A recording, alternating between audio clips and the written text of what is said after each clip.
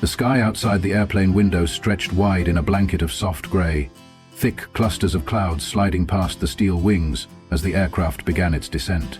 Seated near the window was a man in his late 50s, dressed impeccably, his expression stern and composed. James's father, the powerful chairman who had built a vast financial empire from the ground up. He landed at Neubai Airport on an early spring day, the air dry, cool and touched with a light breeze. As soon as he stepped out from the arrivals area, Lynn, his longtime assistant, was waiting at the terminal. He didn't speak much. A simple nod to Lynn, signaling her to follow, was all it took. He hadn't come to Vietnam for leisure, but to observe, to quietly evaluate the life his only son had chosen for himself. On the drive to the hotel, he remained silent, occasionally asking a few measured questions about James's current ventures. Lynn, having worked beside him for years, understood immediately this was no casual curiosity. Quietly, she began monitoring and reporting James's activities, especially his personal relationships. Far to the north, in a broad expanse of hilly terrain, James stood waiting near a plot of land he had recently acquired under his name. The property, once part of the family estate, had been transferred to him some time ago. Nestled near a cascading waterfall, the land was rich, fertile, ideal for agriculture and clean farming. Dressed in a black shirt, James looked composed, purposeful. He greeted his potential investor with a steady handshake, then led him through the property, passionately outlining his vision. He spoke of clean, organic farming, of rows of leafy Napa cabbage glistening under the sun, of fruit trees offering cool shade and a thriving ecosystem that would empower the local community with work and stability. His asking price was 710 million VND. He emphasized the strategic location, the rare natural water source, and the soil's superior quality. The investor listened, impressed, but after a moment's pause made a counteroffer, 690 million. James went quiet for a few seconds.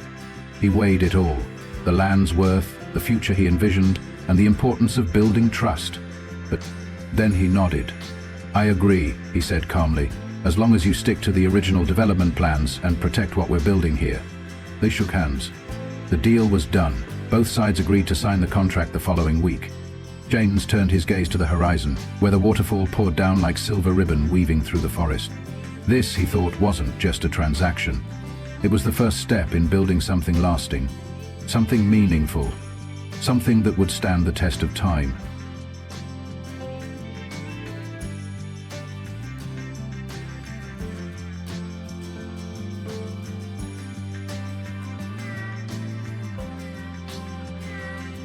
The sun rose slowly above the distant mountains, casting a warm golden hue across the lush fields of young sweet potatoes.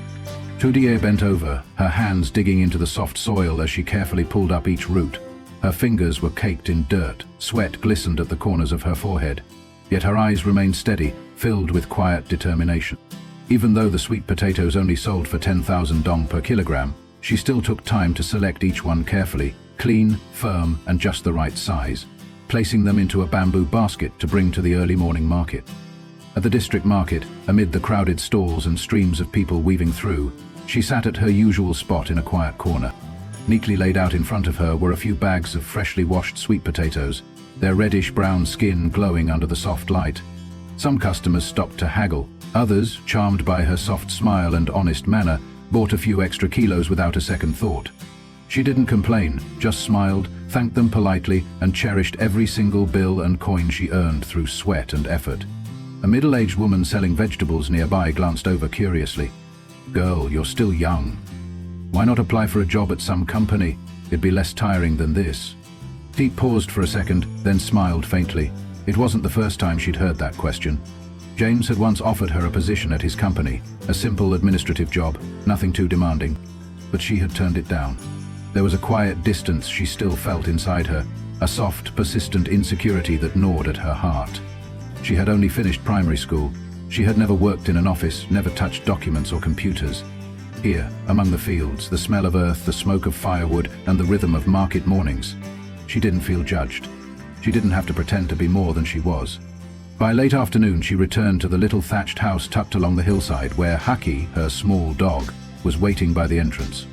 It ran to her excitedly, circling her feet. She laughed, knelt down to pet him, then took out a small portion of sweet potatoes she had kept from the market. She boiled them, broke a few pieces, and shared the meal with Haki in quiet companionship. The world around them was vast, but in this moment it felt just right. After dinner, Diep took out an old book, a life skills guide that James had once gifted her. She read slowly, word by word, tracing the lines with her finger. When she stumbled over difficult parts, she mumbled the syllables, trying to guess their meaning. Each page was a challenge, but each page was also a promise, a small, quiet step forward in becoming a better version of herself. In her heart, James's image surfaced again. The tall figure, the warm eyes, the calm voice that had once gently taught her how to read new words. There was still a distance between them, but the feeling she carried was growing, steadily, silently, and it was real.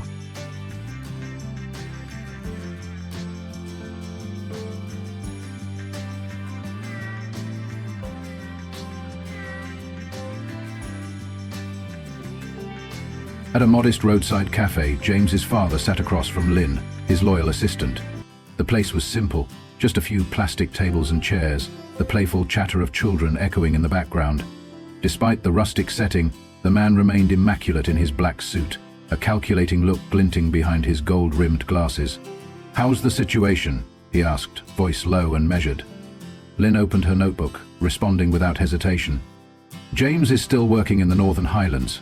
Lately he's been visiting a young woman named Diep. She's 22, only finished 5th grade, comes from a difficult background.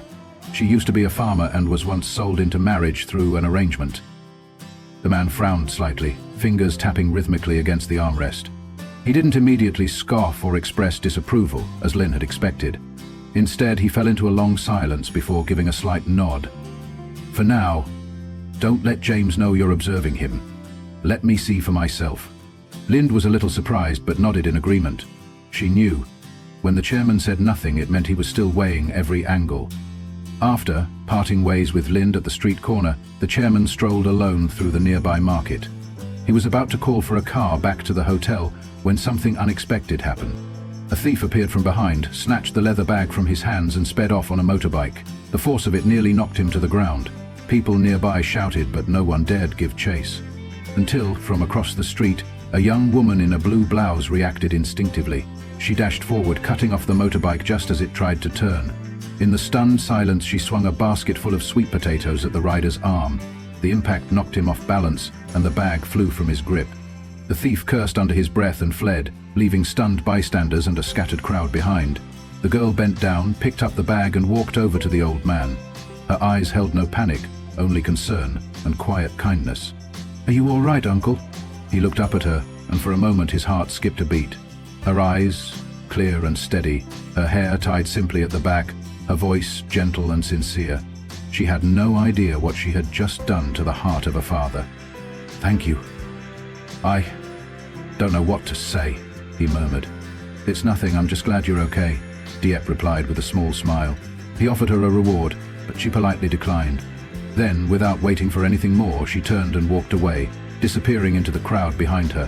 The powerful chairman stood still, watching in silence. His gaze lingered long after she was gone, deep, thoughtful, and no longer just skeptical. Something within him had quietly begun to shift.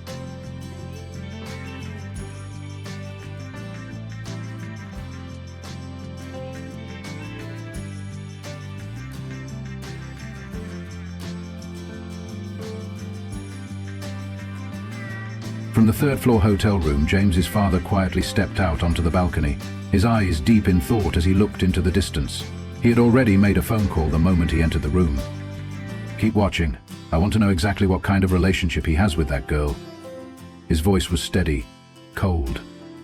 The person on the other end received the order without asking questions. The chairman had cancelled his original plan to return home. He wanted to keep everything discreet. He needed to observe his son's actions firsthand to better understand Diep, the young woman who had unexpectedly appeared in James's life, bringing with her something simple yet powerful enough to clearly change his son. He didn't say whether he approved or disapproved. Instead, he chose silence, because there was something about that girl, and about the look in James's eyes, that made him hesitate. At a small cafe in town, James sat across from an old friend, Dung, someone he had once studied and started a business with. "I'm thinking of leasing an abandoned plot of land, about 3 to 3.5 hectares, part of a total 7-hectare area, a 5-year lease for 250 million. It's highland terrain, not many investors out there, but the potential is solid. Dung raised an eyebrow. That area can barely grow rice. You think you can grow vegetables there? James smiled. Exactly because people think it can't be done, that's why I should do it. I want to test out short cycle crops like kohlrabi, napa cabbage, regular cabbage. If it works, the locals might start rethinking how they farm. Sticking with rice forever just means staying poor forever. Dung nodded slowly, clearly impressed.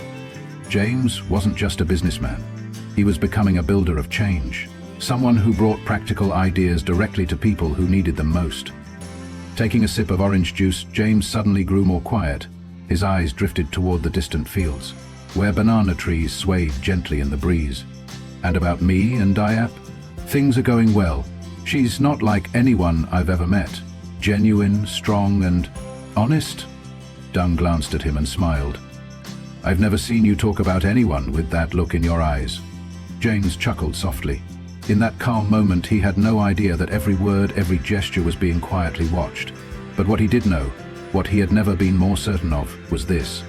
No matter what challenges lay ahead, and the land he was building were where he wanted to place his faith and his future.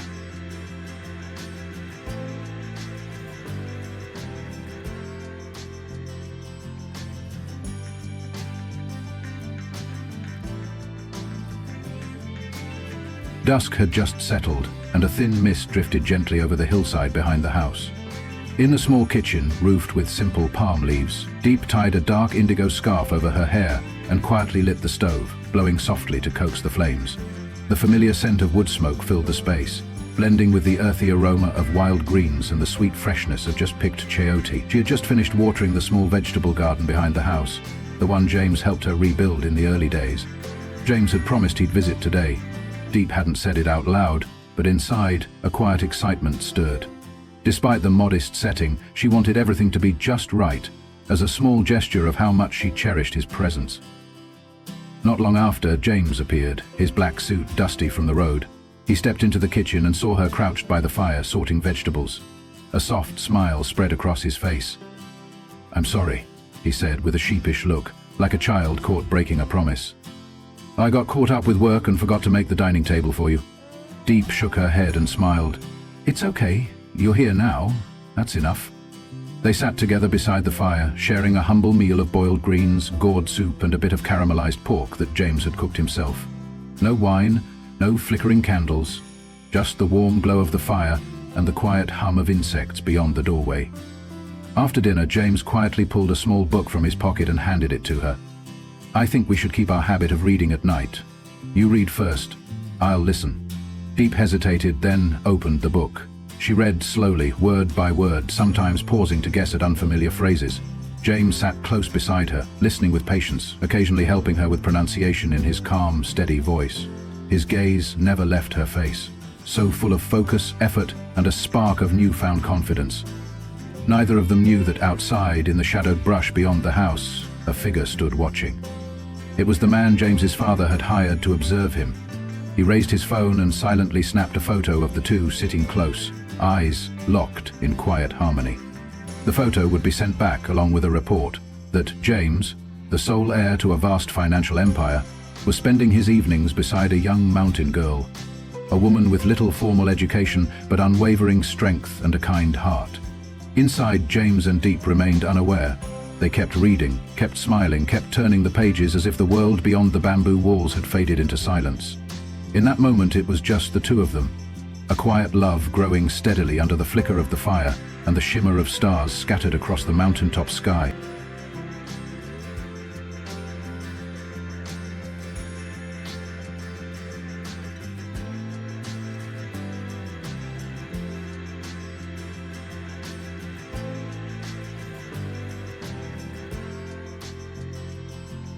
Nhưng đầy kiên định.